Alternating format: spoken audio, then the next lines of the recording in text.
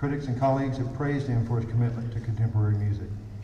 Mr. Battisti often appears as a guest conductor and/or clinician with high school, university, military, and professional bands in the United States, England, Europe, Middle East, Africa, Scandinavia, Australia, China, Taiwan, Canada, South America, South Korea, Iceland, and the former USSR. He's the co-author of Score Study for the Wind Band Conductor and the author of the 20th Century American Wind Band Ensemble, and currently a consulting editor for the Instrumentalist magazine.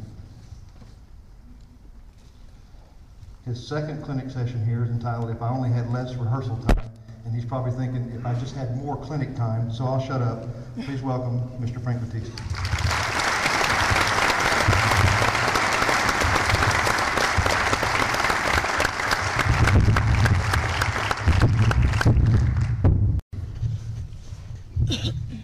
Let me know. Can everybody hear me? I'd rather sit down than stand there, so I'm going to have a couple hip replacements in the next 6 months, and so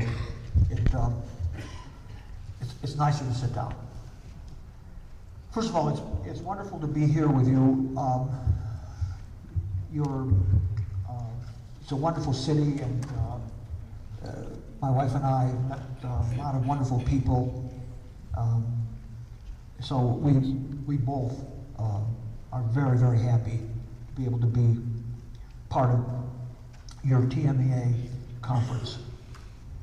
We're here because we all share a great interest in teaching music to young people through the band. And the question I think that is central to what we do is what are the objectives of all this activity? I mean, what are we supposed to be doing? I think that if one examined the directive that might be included in any kind of educational statement by a school system, and maybe it's different in Texas, but most of the ones that I've seen talk about teaching the kids, helping them grow to understand and appreciate music so it will add a richness and a dimension to their lives that is expansive. I don't see any, I've never read one where it said that you must have anything where you had to have even instrumental music, or where you had to have a marching band or a sit-down band or a 6A band or anything else. It seems to me that the directive is very clear. We're supposed to be teaching kids music. So, with that in mind, I'd like to use the time I can spend with you this morning, talk about the objectives, the structure, the content of a music education band program, which obviously leads into the discussion of rehearsal. What happens in rehearsal, because that's where the teaching is going to take place, or whatever is going on, that's where it happens. But before I get into the specifics of it, let me just go give you some background that we can kind of address the more specifics to. Music is one of the most universal of human experiences.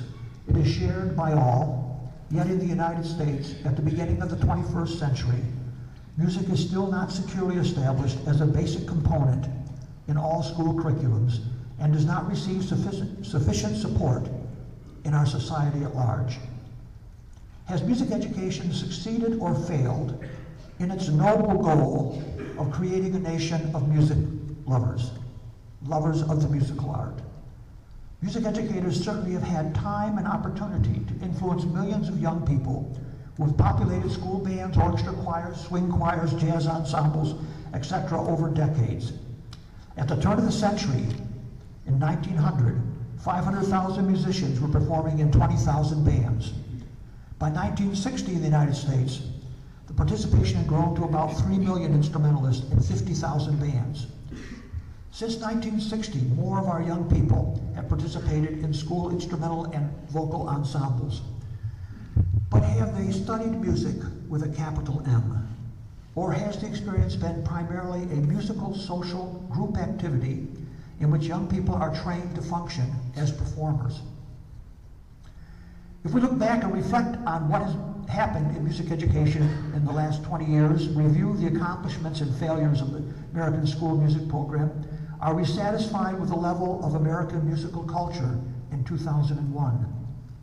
Has American music education proven to be an instrument for all young people's development of musical knowledge, skills, understanding, and appreciation of the art? Do school music programs cultivate the individual's ability to understand, to appreciate, to create? Why is there so little support, financially and otherwise, for important musical and art institutions in a society populated by millions of citizens who once participated in American school music programs?